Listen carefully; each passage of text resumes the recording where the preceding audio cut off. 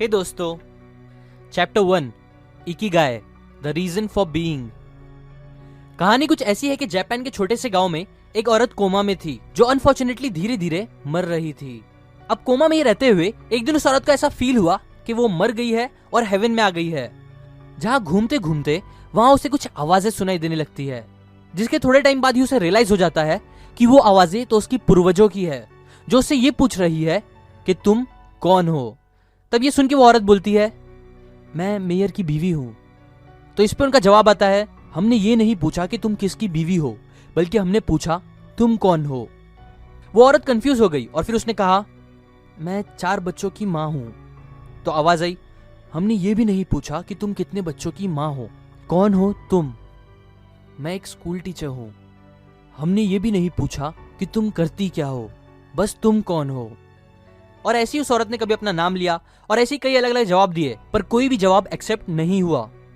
फिर फाइनली उसने जवाब दिया, मैं वो हूं जो हर दिन सुबह अपनी फैमिली का ख्याल रखने के लिए उठती हूं, उनकी जरूरतें पूरे करने के लिए, उनकी केयर करने के लिए।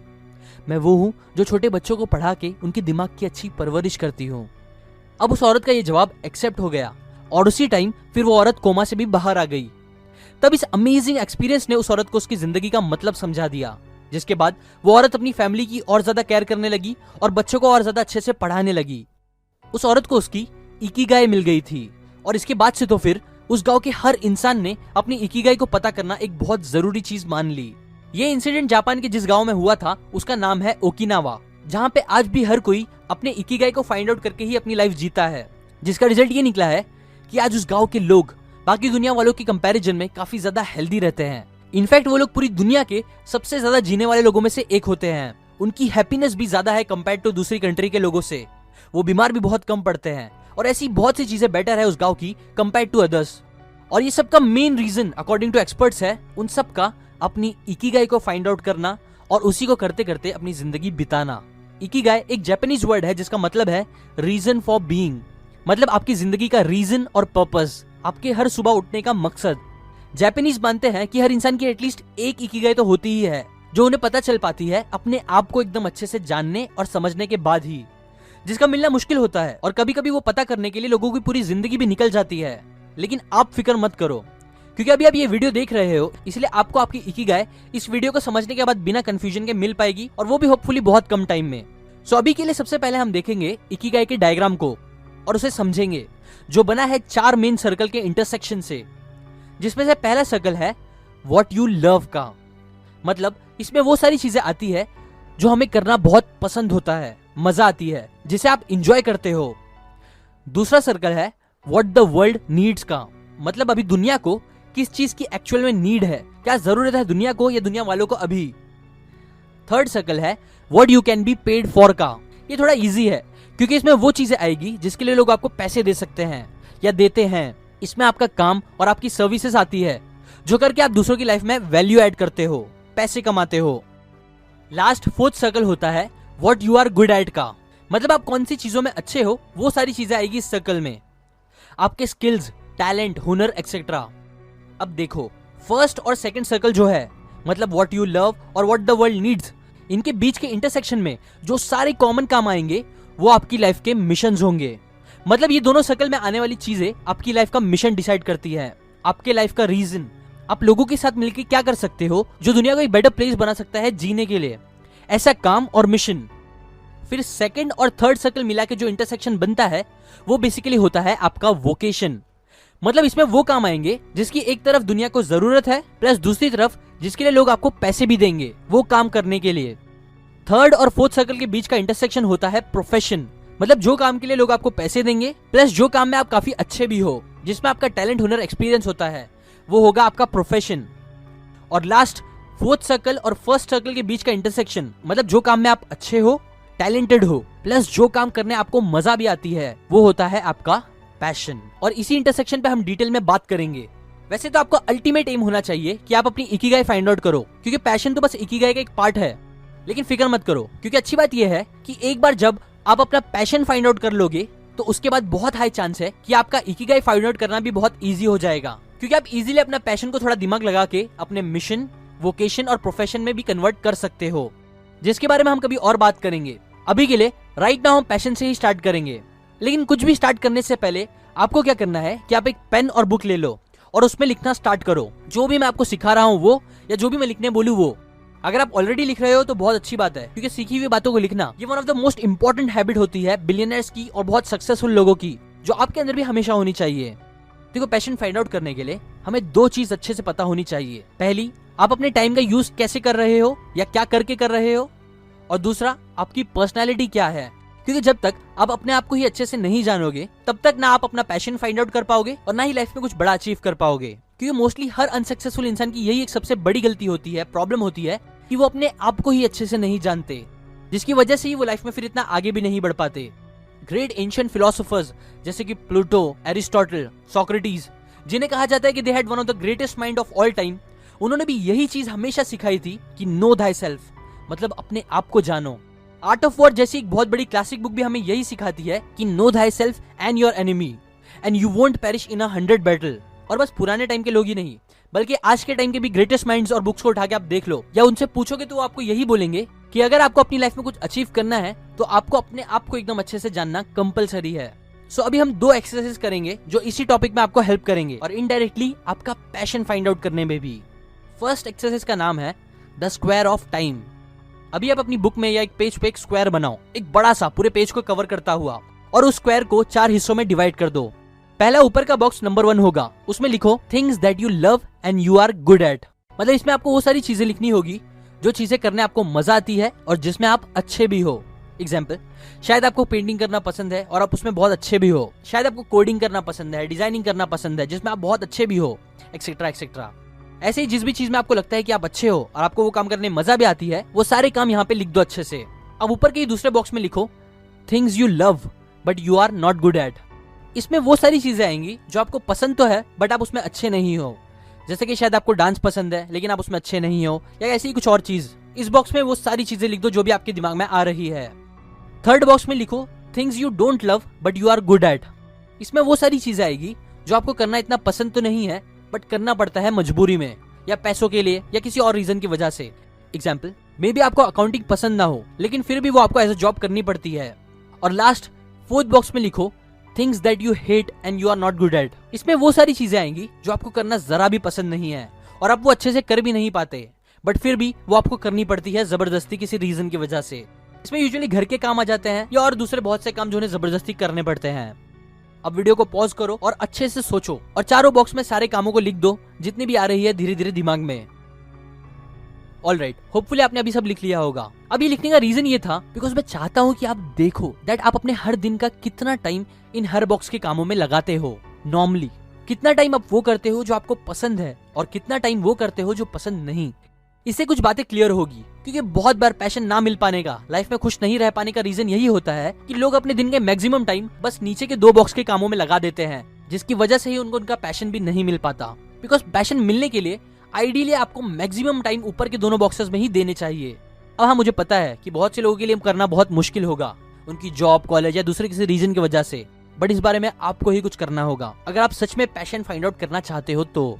और एक और इम्पोर्टेंट बात, यहाँ मैं ये नहीं बोल रहा हूँ कि अगर आपका जॉब नीचे के 2 बॉक्सेस में आता है तो आप अपना जॉब छोड़ दो और बस ऊपर की ही चीजों में हमेशा काम करते रहो, पूरा टाइम दो। नहीं, मैं ये बोल रहा हूँ कि ट्राई करो कि अपने दिन का थोड़ा सा और टाइम निकाल के आप ऊपर के बॉक्सेस के कामों में लगाओ। जितना अभी देते हो उससे और ज्यादा करो, थोड़ा सेक्रीफाइस करो, थोड़ा टाइम टीवी कम देखो, इंटरनेट थोड़ा कम यूज करो, क्योंकि आपको अपने पैशन और सक्सेस के लिए इतना तो करना ही पड़ेगा।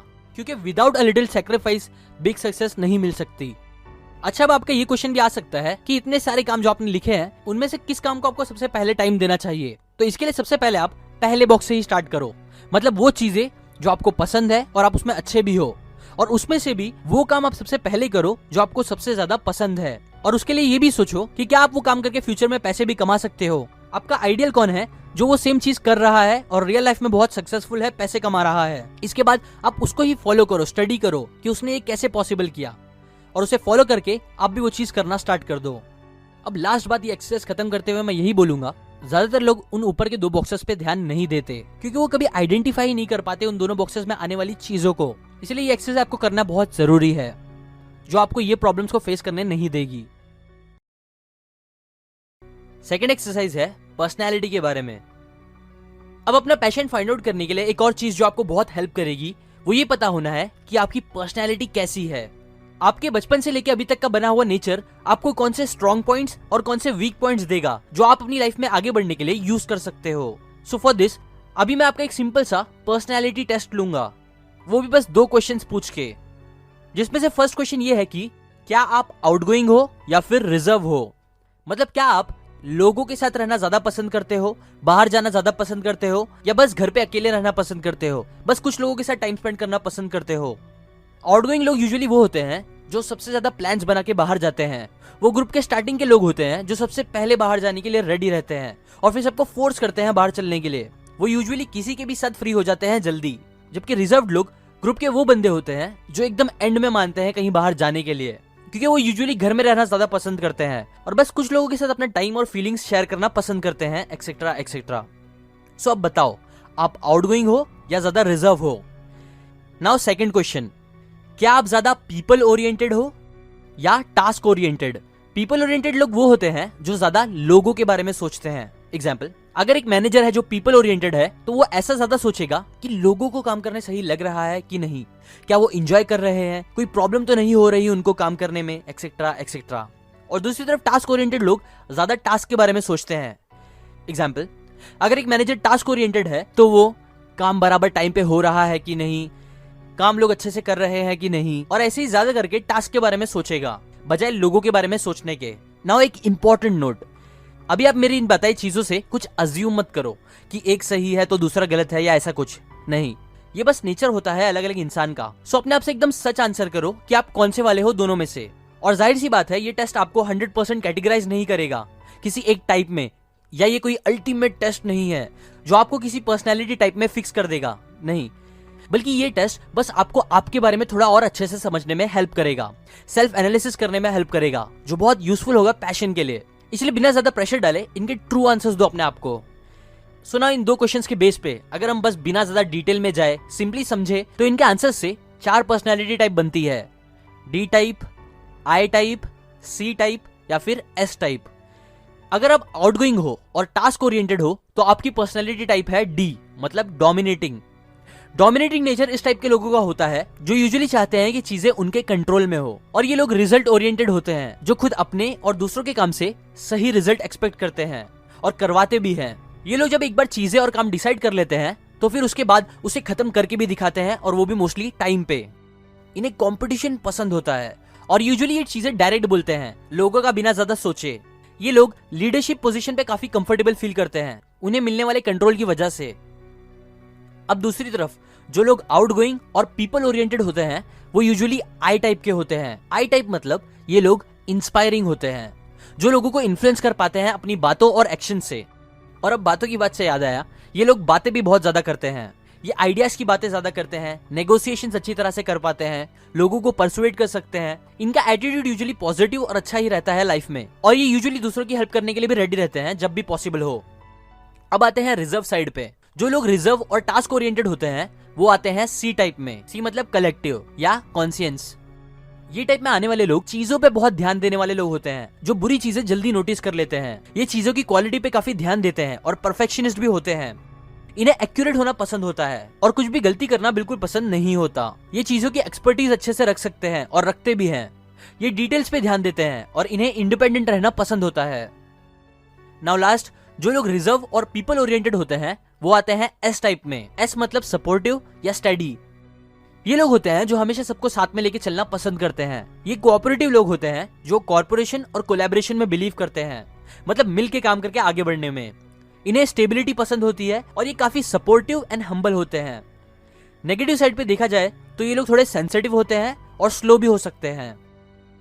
अब मैंने चारों टाइप्स बता दिए, सो अब आप बताओ आप इनमें से कौन से टाइप के हो। वेल देखो, ब्रॉड सेंस में बात करें तो हम इन सारे टाइप्स के मिक्सचर ही होते हैं और सब में थोड़ी बहुत हर क्वालिटी होती है, लेकिन कुछ क्वालिटीज हर इंसान में दूसरी क्वालिटी से थोड़ी ज्यादा या कम होती है, और इसी के बेस पर आपको समझ आ जाएगा कि आपकी कौन सी पर्सनैलिटी है, आई टाइप, सी, एस या डी। और अगर थोड़ा डिटेल में देखें तो फिर आगे 2 टाइप के मिक्सचर भी होते हैं लोगों में, लाइक डी आई टाइप या आई एस या एस सी या सी डी टाइप भी होता है। लेकिन आज के लिए हम इतने डिटेल में बात नहीं करेंगे क्योंकि मेरा मेन रीजन ही समझाने का बस इतना है कि आपको एटलीस्ट अभी थोड़ा आइडिया हो जाए आपकी पर्सनैलिटी के बारे में, ना कि सब डिटेल चीजें अभी फाइंड आउट करना, जो आप इजीली डिस्क पर्सनैलिटी टेस्ट या मायर्स ब्रिग टेस्ट गूगल करके फाइंड आउट कर सकते हो। मैं भी लिंक भी दे देता हूँ, सो आप डिटेल्स की फिक्र मत करो, बस गूगल करके एक टेस्ट ले लो अपनी पर्सनैलिटी का, जिससे आपको सब डिटेल में पता चल जाएगा।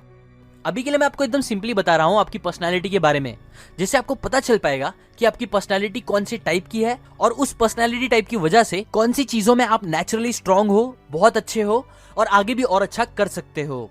क्योंकि देखो, अभी अगर मैं एक टेबल बनाऊं जिसे मैं 4 पार्ट में डिवाइड कर दूं, एक में लिखूं गुड एट, दूसरे में एवरेज एट एंड तीसरे में पुअर एट और चौथे में टोटल परसेंटेज टाइम, तो रिसर्च और कई लोगों पर एनालिसिस करने के बाद पता चला है कि जो एवरेज लोग होते हैं वो अपना मैक्सिमम टाइम उन चीजों में देते हैं जिसमें वो पुअर या एवरेज होते हैं, जबकि दूसरी तरफ सक्सेसफुल हाई अचीव करने वाले लोग अपना 80% टाइम उन कामों में देते हैं जिनमें वो अच्छे और बहुत अच्छे होते हैं, और बस 10% दूसरी चीजों में देते हैं, या कभी कभी तो 100% टाइम बस अच्छी चीजों में देते हैं।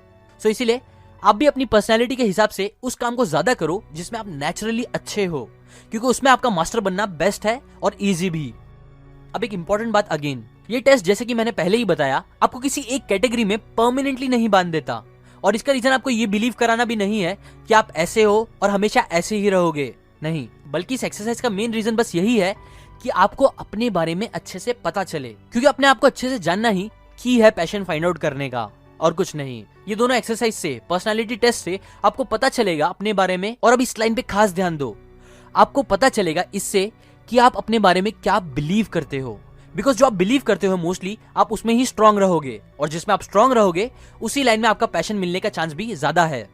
एग्जाम्पल समझो, अगर आप ये बिलीव करते हो कि मैं डीप पर्सनैलिटी टाइप का हूँ, मतलब जिसकी मैनेजमेंट क्वालिटी अच्छी है, तो इस हिसाब से आप वो चीजें ज्यादा अच्छे से कर पाओगे, आपको मजा आएगा वो चीज करने जिसमें मैनेजमेंट स्किल की रिक्वायरमेंट होगी, और उसी लाइन में फिर आपका पैशन भी मिलेगा, क्योंकि एज वी ऑलरेडी नो जिस काम में आपको मजा आता है उसी में से एक चीज आपका पैशन भी होता है। अप टू एंड इन दोनों एक्सरसाइज से मिला कि आपको क्या बातें याद रखनी है। आपको क्या करना है कि पहली एक्सरसाइज से वो दोनों बॉक्स भरो जिसमें आप अच्छे हो, जो काम आपको पसंद है या जो काम आप करना चाहोगे वो सारे काम। फिर दूसरी एक्सरसाइज से उन सारे कामों में से जो आपने लिखे हो उसमें से पहले उन चीजों को टाइम दो जिसे आपकी पर्सनैलिटी सपोर्ट करती है और आपकी पर्सनैलिटी पे सूट करती है।